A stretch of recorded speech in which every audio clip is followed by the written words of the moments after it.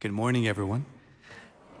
So on this day, which actually was begun towards the late 1900s as a way of acknowledging the working man that helped build this country, like this country established a civil holiday to remember that it's through hard work and through the exercise of our creative powers that we brought this country about.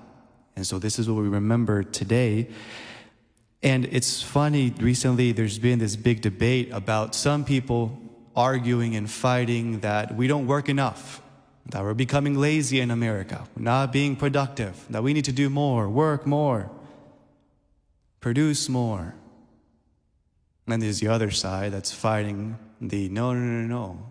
Actually, work has a purpose, and so does leisure.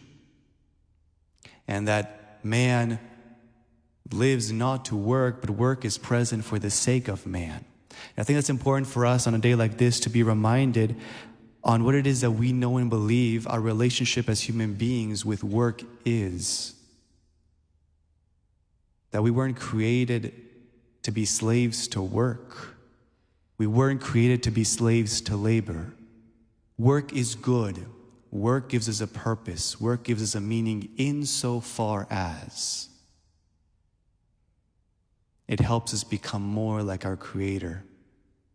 It conforms us more to the image of the God who loves us. That through our work, we get to share in the creative power of God.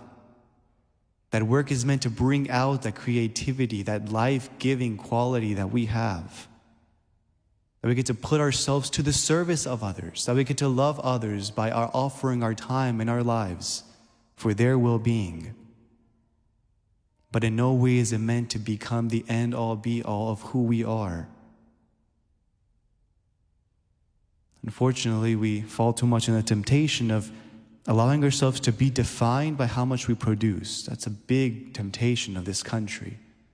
I'm good insofar as I work and I produce, which then makes a lot of people feel worthless when they can't work or they can't produce. On a day like today, just be reminded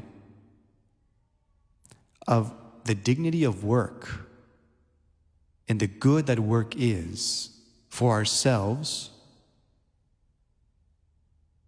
for the sake of society, for the service of others. That work is good. God gave man work in the garden to till the ground and to care for the garden. But then God also rested. Proper leisure, proper creative work, life-giving work. To follow in that example, that we will work to provide and to love and to serve and to protect.